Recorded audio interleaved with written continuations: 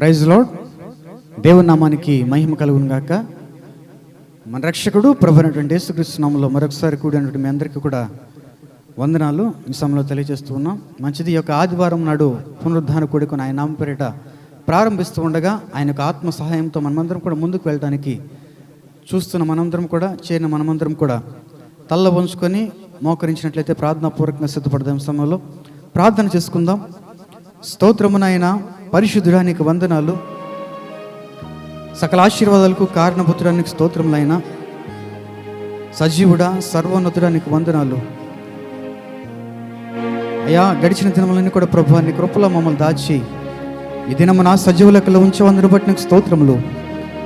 ఈ సమయంలో ప్రత్యేకంగానైనా ప్రభువా నీ మాటలు నన్ను ప్రభువా బోధిస్తూ ఉండగా ధ్యానం చేస్తూ ఉండగానైనా ప్రభువా మీరు మాకు సహాయం చేయండి.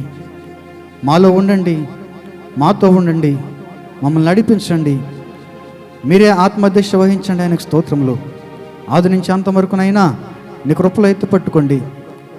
వింటున్న ప్రతి ఒక్కరి హృదయాల్ని ప్రభువా నీ స్వాధీనంలో ఉంచుకొని ప్రతి వ్యతిరేక శక్తులను నజరేయుడైన యేసు నామములో బంధిస్తున్నామునైనా నీ యొక్క ఆత్మ కంచి వేసి నడిపించి బలపరచుమని యేసు నామమును అడిగి పొందుకొను నాము తండ్రి, ఆమేన్.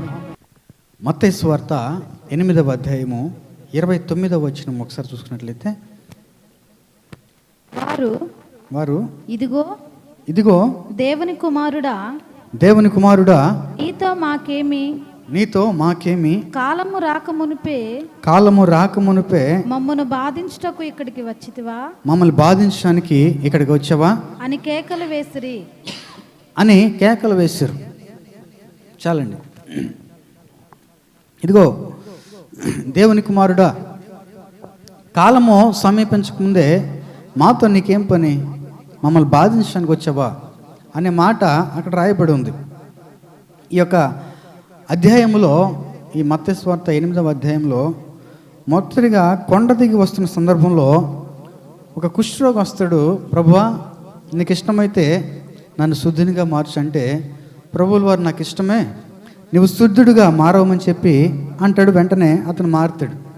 అక్కడి నుంచి కపెర్నహూములోకి వచ్చిన తర్వాత ఒక శతాధిపతి ఆయన దగ్గరికి వచ్చి, ప్రభువా నా దాసుడు బలహీనతతో బాధపడుచున్నాడయ్యా, అతను స్వస్థపరచు అని చెప్పంటే, వస్తున్నా పద అంటే, నువ్వు వచ్చేటటువంటి అంత పవిత్రుడు నేను కాదు, నీ మాట మాత్రం సెలవు చాలయ్యా అంటే, నీలో అన్నటువంటి విశ్వాసాన్ని ఇక్కడ ఉన్న వారిలో నేను చూడలేదని చెప్పి ఈ గడిలోనే నీ యొక్క దాసుడు స్వస్థపరచబడతాడని చెప్పి మాట చెప్పి ఆ వ్యక్తిని, ఆ శతాధిపతిని పంపిస్తాడు. తర్వాత పేతురు గారి యొక్క ఇంటికి వచ్చి అక్కడ పేతురు గారి యొక్క అత్త జ్వరంతో బాధపడుతూ ఉంటే ఆమెను తాకి ఆమెను స్వస్థపరిచి ఆయన వెళ్ళిపోయిన తర్వాత దోణి ఎక్కి ఆయన వెళ్తూ ఉంటాడు. ఆ సందర్భంలో సముద్రంలో తుఫాను వస్తుంది. అప్పుడు శిష్యులందరూ కూడా కలవరపడతారు. ఆ సమయంలో ప్రభువులు వారు నిద్రపోతుంటే ఆయన్ని లేపి వారు మరలా ఆ యొక్క సముద్రంలో ఉన్న అల్లన్నింటిని కూడా ఆయన ఆజ్ఞ చేత వాటన్నిటిని కూడా నెమ్మలపరిచిన తర్వాత ఆయనంట అద్దరినకి వెళ్ళినప్పుడు, ఆ గెరేసే అనేటువంటి ప్రాంతంలోకి వెళ్ళినప్పుడు అక్కడి నుంచి అంట ఆయన ఎదుర్కోవడానికి 2 మనుషులు పరిగెత్తుకుంటూ వచ్చి, సర్వోన్నతమైన దేవుని కుమారుడా నీతో మాకేమి పని అని పలికినట్లుగా మనం చూస్తాం. ఈ యొక్క వాక్య భాగము 3 సువార్తల్లో కూడా రాయబడిందండి. మత్తయి సువార్తలోనేమో 2 మనుషులని చెప్పబడింది. మార్కు సువార్తలో, లూకా సువార్తలో ఒక మనుష్యుడే అని చెప్పబడింది. ఏదేమైనప్పటికీ ఒక మనిషికి సంబంధించినటువంటి ఈ యొక్క కార్యక్రమంగా దీనిని మనము చూడవచ్చు. ఇక్కడ ఈ గెరెసేను ప్రాంతంలోకి ఆయన వచ్చిన తర్వాత వాళ్ళు అంటున్నారు, కాలము రాకమునుపే మమ్మను బాధించడానికి నువ్వు ఇక్కడికి వచ్చావా అనే మాట అక్కడ రాయబడింది. అంటే కాలం రాకమునుపే అంటే కాలం ఇంకా సమీపించలేదా? కాలం సమీపించకముందే ఏం జరుగుతూ ఉంటుంది? ప్రకటన గ్రంథము 12వ అధ్యాయము 12వ వచనంలో, అందుచేత పరలోకమా పరలోక నివాసులారా ఉత్సహించుడి. ఉత్సహించుడి. భూమి భూమి సముద్రమా సముద్రమా మీకు శ్రమ. అపవాది కొంచెమే అని తనకు సమయము కొంచెమే అని తెలుసుకొని బహుక్రోధము గలవాడై మీ యొద్దకు దిగి వచ్చి ఉన్నాడని చెప్పెను. మీ యొద్దకు దిగి వచ్చి ఉన్నాడు అంటే అపవాదికి ఇంకా సమయం ఉంది. దేవుని యొక్క సమయంలో, దేవుని యొక్క ప్రణాళికలో ఆయన ఈ భూమి మీద అపవాది కొంత సమయం తిరుగుతూ ఉన్నాడు. ఎప్పుడైతే దేవుని బంధిస్తాడు, దేవుని చేత బంధించబడుతుందో తర్వాత అది పాతాళంలోకి వెళ్ళిపోతుంది. అప్పటి వరకు కొంత సమయం ఉంది. అందుకని అవిశ్వాసులు ఎవరైనా అకారణముగా ప్రమాదం వశత్తు మరణిస్తే వారి యొక్క ఆత్మ సంచరిస్తూ ఉంటుందని చెప్పి అంటూ ఉంటారు. అది జీవరాశుల ద్వారా అవ్వచ్చు, అదేవిధంగా ఇంకొక మనుష్యునికి ఆ యొక్క ఆత్మ వచ్చేనా ఉండొచ్చు.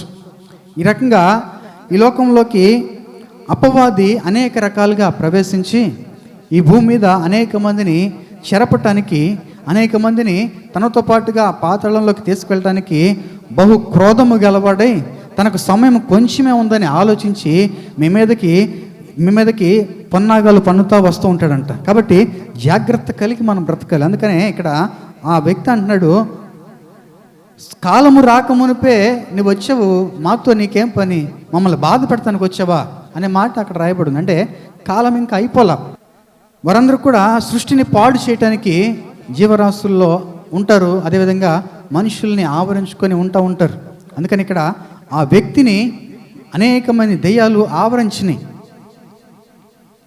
అవి ఆవరించిని. అందుకనే తర్వాత అంటాడు, నీవు మమ్మల్ని చావకుండా ఉన్నట్లుగా ఆ పందుల గుంపులోకి మమ్మల్ని పంపించనే మాట రాయబడింది. అంటే బైబిల్ ప్రకారంగా, పరిశుద్ధ గ్రంథం ప్రకారంగా అపవిత్రాత్మ కలిగిన దెయ్యాలన్నీ కూడా జంతువుల్లోకి వెళ్ళడానికి ఆస్కారం ఉంది, అదేవిధంగా మనుషుల్లోకి రావడానికి కూడా ఆస్కారం. దానికి ఏదో ఒకటి కావాలి, ఏదో ఒకటి, ఒక వస్తువు కానీ, ఒక జంతువు కానీ, ఒక మనిషి కానీ దానికి అవసరం. ఎందుకంటే దాని ద్వారా, వాళ్ళ ద్వారా దేవునికి వ్యతిరేకమైన కార్యములు వారి ద్వారా చేయటానికి, ఉపయోగించుకోవటానికి వీరు కావాల్సిన ఆ రోజు ఆ గెరేసేనీలో ఉన్నటువంటి ఆ యొక్క వ్యక్తిని కూడా అనేకమైన రకాల దెయ్యాలన్నీ కూడా ఆవరించి అతన్ని బహు బాధ పెడుతూ ఉన్నాయి.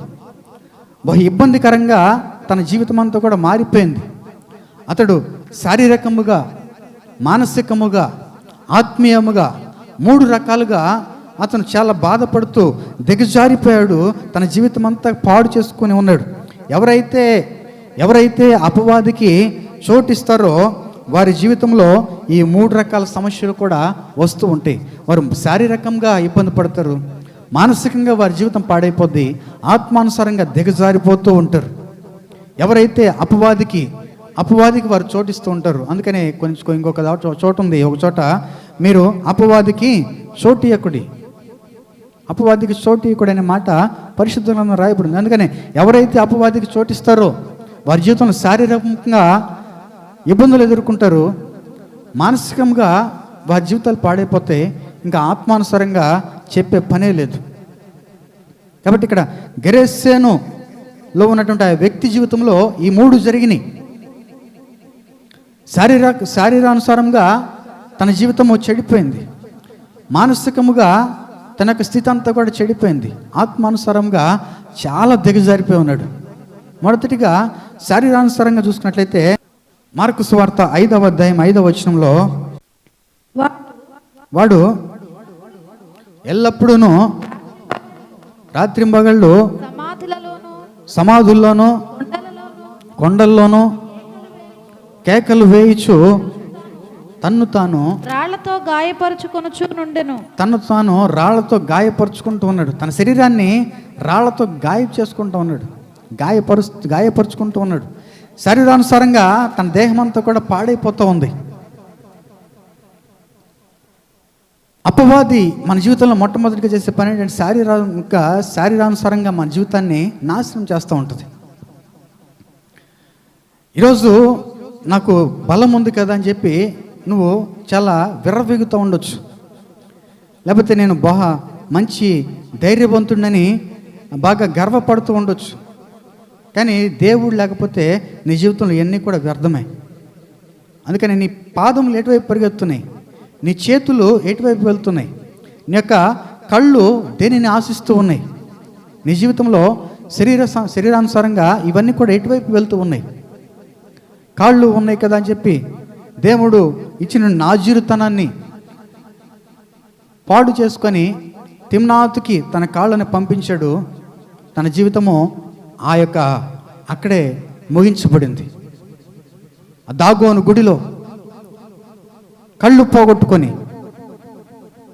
ఎవరినైతే ఎదిరించాడో, ఎవరైతే భయపడ్డారో వారి ముందే అవమానించబడి, వారి ముందే తన జీవితం అంతా కూడా తెరిచిన పుస్తకంలాగా పెట్టబడి, ఆ తిరగటి విస్తృత తన జీవితం అంతా కూడా వ్యర్థముగా పోగొట్టుకున్నాడు సంసోన్. నాజీరు చేయబడ్డాడు, దేవుని యొక్క ఆత్మ పొందుకున్నాడు. ఆత్మవశుడై పచ్చి దవడ ఎముకతో, గాడిద దవడ ఎముకతో 1000 మందిని చంపాడు. రాత్రికి రాత్రే 300 నక్కల్ని పట్టుకొని వాటిని ఇచ్చేస్తాడు. చివరికి శత్రువుల చేతిలో చిక్కబడి తన కాళ్ళు తిమ్నాతు వైపు నడుచుకుంటూ వెళ్ళి, తన కాళ్ళు వేశ్య దగ్గరికి వెళ్ళి, దెలీలా దగ్గరికి వెళ్ళిపోయినాయి. తనకి నాజీరుతనాన్ని, దేవుడిచ్చిన అభిషేకాన్ని పోగొట్టుకోవటానికి తన కాళ్ళను వాడుకున్నాడు. ఈరోజు దేవుడు నిన్ను ప్రేమించాడు. నీవు అపవాదికి చోటిచ్చి నీ కాళ్ళను ఎటు పంపిస్తున్నావు, నీ నడతలు ఎటువైపు వెళ్తున్నాయి, ఎటువైపు నడుస్తూ వెళ్తున్నావు, నీ జీవితము ఎటువైపు సాగుతూ వెళ్ళిపోతుంది. నేను పరిశుద్ధంగానే ఉన్నాను కదా అని ఒక వ్యక్తి తనతో పాటు ఉన్నటువంటి స్నేహితుడు ఆ యొక్క క్లబ్ దగ్గరికి వెళ్తుంటే, రారా వెళ్దామంటే, నేను రానురా అంటే, పర్లేదు రా, కింద ఉందిగా నాతో పాటు రారా తోడుగా అంటే, ఒక రోజు వెళ్ళాడు కింద ఉన్నాడు, 2వ రోజు వెళ్ళాడు కింద ఉన్నాడు, 3వ రోజు వెళ్ళాడు ఇక్కడ దాకా వచ్చాక పైకి వెళ్తే ఏముందిలే, పైన నేను ఆడట్లేదుగా అని చెప్పి పైన కూర్చున్నాడు. కొన్ని వారాలకి ఆడటం స్టార్ట్ చేశాడు. తన నడక ఎటువైపు వెళ్ళిపోయింది, దేవునికి వ్యతిరేకమైన కార్యముల వైపు అతని నడక వెళ్ళిపోయింది. కాబట్టి ఈరోజు దేవుని వాక్యం ఏంటంటే, ప్రియ సహోదరి సహోదరుడా, మొదటిగా నీ జీవితంలో నీ నడక ఎటువైపు వెళ్తూ ఉంది, నీ పాదములు ఎటువైపు వెళ్తూ ఉన్నవి? రక్తము చిందించడానిక, పాపము చేయటానిక? రోమా సంఘానికి పౌలుగా చెప్తా అంటాడు, రోమాపత్రిక 3వ అధ్యాయము 15వ వచనంలో, రక్తము చిందించుటకు వారి పాదములు పరిగెత్తుచున్నవి, నాశనమును నష్టమును వారి హృదయములో ఉన్నవి. రక్తము చిందించడానికి వారి పాదములు పరిగెత్తుచున్నవి, నాశనము కలిగించడానికి వారు పరిగెత్తు ఉన్నారు. ఈరోజు నువ్వు ఎటువైపు పరిగెత్తు ఉన్నావు? నీకు 2 ఆశల వైపు నువ్వు పరిగెత్తు ఉన్నావా? నీ శరీర కోరికలను బట్టి నువ్వు పరిగెత్తు ఉన్నావా? ఒకసారి ఆలోచించండి. దేవుని ఇచ్చినటువంటి యొక్క దేహముతో దేవుణ్ణి మహిమపరచాలి. ఆ వ్యక్తి, గెరాసానులో ఉన్న వ్యక్తి రాళ్లతో తన దేహాన్ని గిల్లుకుంటున్నాడు, పొడుచుకుంటున్నాడు, బాధపరుచుకుంటున్నాడు. నీ చేతులు ఎటువైపు వెళ్తున్నాయి? నీ చేతులు లంచం వైపు వెళ్తూ ఉన్నవా? అవినీతి మయమైపోయినటువంటి జీవితముగా నీ యొక్క చేతులు మార్చబడినవా? గెహాజీ తనకిచ్చిన ఆత్మను పోగొట్టుకొని, ఎలీషా గొప్ప దైవ సేవకుని దగ్గర ఉండాల్సిన వ్యక్తి ధన వ్యామోహంతో తన చేతుల్ని ధనం పుచ్చుకొని కుష్ఠరోగం తెచ్చుకున్నాడు. యేసుక్రీస్తు ప్రభువు యొక్క శిష్యుడు యూదా తన చేతుల్ని డబ్బులు కమ్మేసి, డబ్బులు తీసుకొని ప్రభువుల వారిని అమ్మివేశాడు. ఈరోజు నీ చేతులు ఎటువైపు వెళ్తూ ఉన్నవి? నీ చేతుల ద్వారా ఏ కార్యక్రమాలు చేస్తూ ఉన్నావు? లంచగొడ్డివి అయిపోయావా? నీ చేతులతో చేయకూడనటువంటి పనులు చేస్తూ ఉన్నావా? దేవుడిచ్చినటువంటి చేతులని శుభ్రముగా ఉంచుకోకుండా ఈరోజు శానిటైజర్ ద్వారా శుభ్రం చేసుకుంటే చాలు అనుకుంటున్నావేమో. కానీ నీ చేతులకి ఎటువంటి మలినం అంటకుండా నా యొక్క యేసయ్య వాక్యము ద్వారా నీవు గనక చేతులను కడుక్కుంటే, ప్రైజ్ లార్డ్, హల్లెలూయా, ఆయన నేను నీతిమంతుడిగా మారుస్తాడు. మూడవదిగా మరి ఆయన నీకు ఇచ్చిన కళ్ళ ద్వారా నువ్వేం చేస్తూ ఉన్నావు? ఆయన నీకు ఇచ్చిన కళ్ళ ద్వారా చూడకూడనటువంటి వాటిని చూస్తూ ఉన్నావా? అందుకని ఇర్మియా భక్తుడు అంటాడు, ఇర్మియా గ్రంథము 4వ అధ్యాయము 30వ వచనంలో, దోచుకొనబడిన దానా నీవేమి చేయుదువు? నువ్వేం చేస్తావు? రక్తవర్ణ వస్త్రములు కట్టుకొని సువర్ణ భూషణములు ధరించి కాటుక చేత నీ కన్నులు పెద్దవిగా చేసుకొనుచున్నావే. నీ కన్నులు పెద్దవిగా చేసుకుంటున్నావే. నిన్ను నీవు అలంకరించుకొనుట వ్యర్థమే. నీ వేటకాండ్రు నిన్ను తృణీకరిస్తారు. ఈరోజు కళ్ళ కాటుకు పెట్టుకొని పెద్దవి చేసుకుంటున్నావే, నువ్వు అలంకరించుకున్నట వ్యర్థమే అని ఇశ్రాయేలుతో దేవుడు మాట్లాడుతూ ఉన్నాడు. ఈరోజు దేవుని బిడ్డగా నువ్వు మార్చబడిన తర్వాత నీ కళ్ళు దేనిని ఆశిస్తూ ఉన్నవి? నీ కళ్ళ ద్వారా చూడకూడనటువంటి పాపపు దృశ్యాలు చూస్తూ ఉన్నావా? నీ కళ్ళ ద్వారా చేయకూడనటువంటి పాపము చేస్తూ ఉన్నావా? దేవునికి వ్యతిరేకమైనటువంటి నడతలు నడుస్తూ ఉన్నావా? ఒకసారి ఆలోచించుకుందాం. ఈరోజు యవనస్తులు అవ్వచ్చు, యవన స్త్రీలు అవ్వచ్చు, పురుషులు అవ్వచ్చు, దేవుని బిడ్డలు అవ్వచ్చు, ఆయన ఇచ్చినటువంటి కళ్ళ ద్వారా, ఆయన ఇచ్చిన అవయవాల ద్వారా నువ్వు ఏం చేస్తూ ఉన్నావు? దేవుని నామాన్ని మహిమపరుస్తూ ఉన్నావా? దేవుని నామాన్ని కించపరుస్తూ ఉన్నావా? అందుకనే నీ కన్ను నిన్ను అభ్యంతరపరిస్తే, నీ చెయ్యి నిన్ను అభ్యంతరపరిస్తే, నీ కాలు నిన్ను అభ్యంతరపరిస్తే దాన్ని తీసివేసుకో. మార్కు సువార్త 9వ అధ్యాయము 43వ వచనంలో ఉంటుంది, నీ చెయ్యి నిన్ను అభ్యంతరపరిచిన ఎడల దానిని నరికివేయము. నీవు రెండు చేతులు కలిగి నరకములోని ఆరని అగ్నిలోనికి పోవుట కంటే అంగహీనుడవై జీవములో ప్రవేశించుట మేలు. నీ పాదములు నిన్ను అభ్యంతరపరిస్తే దానిని నరికివేయము. రెండు పాదములు కలిగి ఉండి నరకములో పడవేయబడుట కంటే కుంటివాడవై నిత్య జీవములో ప్రవేశించుట మేలు. నీ కన్ను నిన్ను అభ్యంతరపరిచిన ఎడల దాన్ని తీసి పారవేయము. రెండు కన్నులు కలిగి నరకములో పడవేయబడుట కంటే ఒంటి కన్ను గలవాడవై దేవుని రాజ్యములో ప్రవేశించుట మేలు.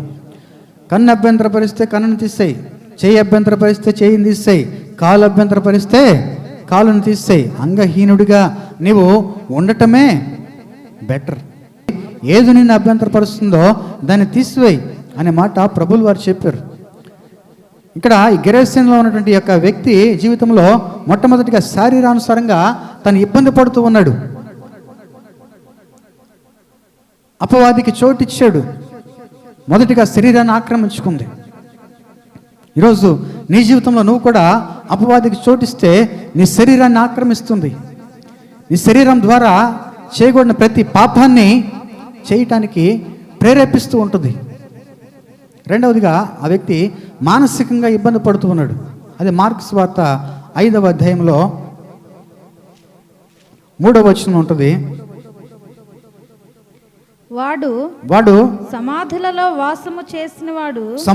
వాసం చేసినవాడు సంకెళ్లతోనైనను ఎవడనో వాడిని బంధింపలేకపోయిను. ఎవరు కూడా వాడిని బంధించలేకపోయారండి. చాలండి. వాడు సమాధుల్లో వాసం చేసాడంట. వాడికి చీకటి తెలియదు, పగలు తెలియదు, భార్య లేదు, బిడ్డ లేడు, సమాధి లేదు, బ్రతుకునోడు లేదు. మైండ్ అంతా కూడా డిస్టర్బ్ అయిపోయింది.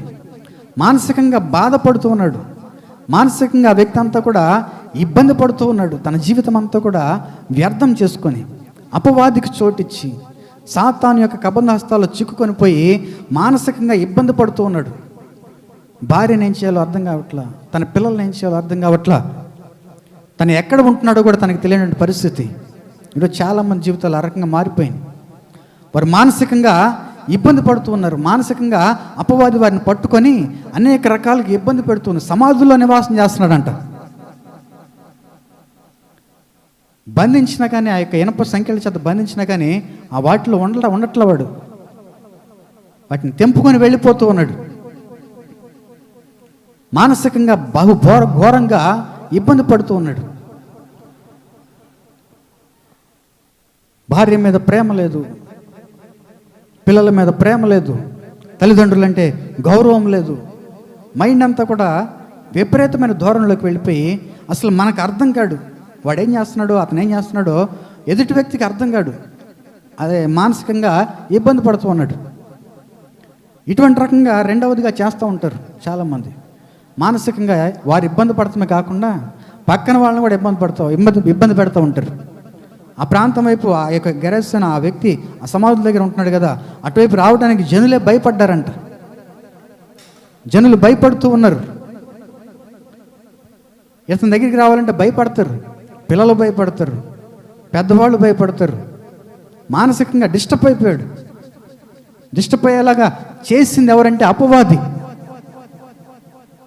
ఇతనికేమో దాన్ని తొలగించుకోవాలనే మనస్సు లేదు, దాన్ని తీసుకోవాలనే మనస్సు లేదు. అందుకనే ఆత్మీయంగా కూడా దిగజారిపోయాడు. మొదటిగా శరీరానుసారంగా దిగజారిపోయాడు. రెండవదిగా మానసికంగా తను కృంగిపోయాడు.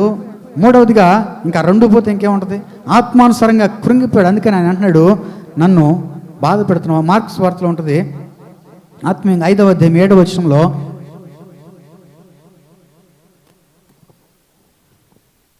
యేసు సర్వోన్నతుడైన దేవుని కుమారుడా, సర్వోన్నతమైన దేవుని కుమారుడా, నాతో నీకేమి నన్ను బాధపరచుకోమని, నన్ను బాధపరచొద్దు అంటున్నాడు. నన్ను బాధపరచొద్దని దేవునితో, అంటే ఇతను బాధపడకుండా ఉన్నాడు. ఇప్పుడు ఇతను బాధపడట్లేదా? దేవుడితో అంటున్నాడు, నన్ను బాధ పెట్టొద్దు. ప్రభువులు వారు బాధ పెట్టేవాడా? ప్రభువులు వారు హింసించేవారా? ప్రభువులు వారు శ్రమ పెట్టేవారా? ఈయన అంటున్నాడు, యేసు సర్వోన్నతి కుమారుడా, నన్ను బాధపెట్టొద్దయ్యా. దెయ్యం బతిమలాడుతుంది, అపవాది బతిమలాడుతుంది. సమయం రాకముందే వచ్చావేంటి, నన్ను బాధ పెట్టొద్దు అని బ్రతిమలాడుతుంది. ఆత్మానుసారంగా కూడా దిగజారిపోయాడు.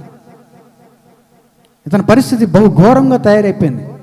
ఇంతకీ ఈ వ్యక్తి ఎవరికి సాదృశ్యం అంటే, నశించిపోతున్నటువంటి పాపంలో ఉన్నటువంటి ఒక పాపికి సాదృశ్యం.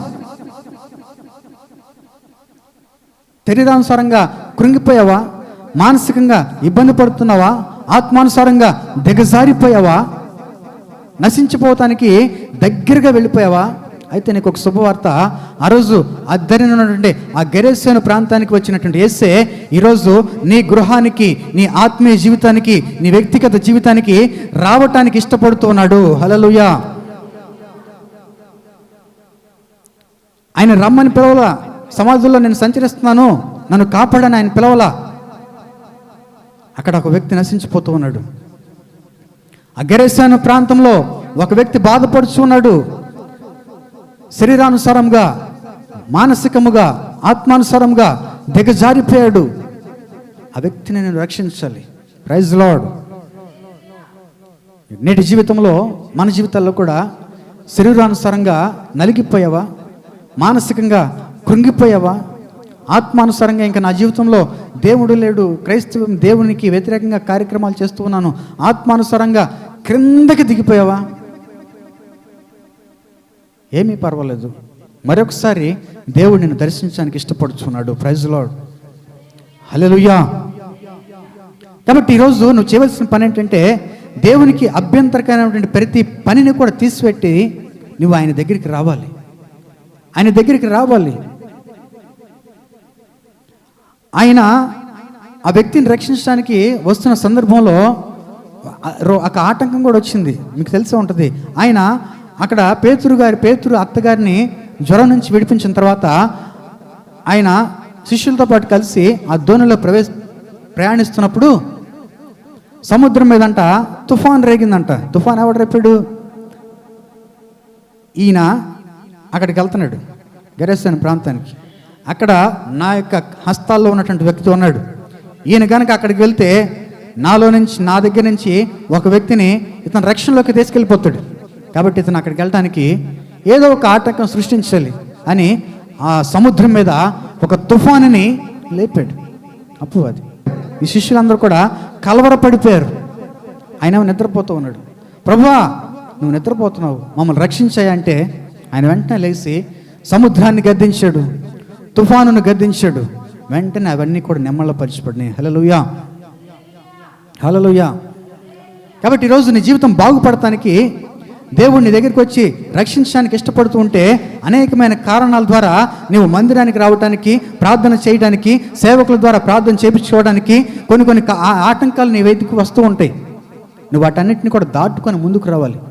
అప్పుడే ప్రభువుల వారు నీ యొద్దకు వచ్చి నిన్ను మానసికంగా, ఆత్మానుసారంగా, శరీరానుసారంగా స్వస్థపరచడానికి ఇష్టపడుతున్నటువంటి దేవుడు నిన్ను ప్రకటిస్తున్న నజరేయుడైన యేసు. హల్లెలూయా, హల్లెలూయా. కాబట్టి ఆయన అంటున్నాడు, నేను వెతకని వారికి నన్ను కనపరుచుకున్నాను. యెషయా గ్రంథము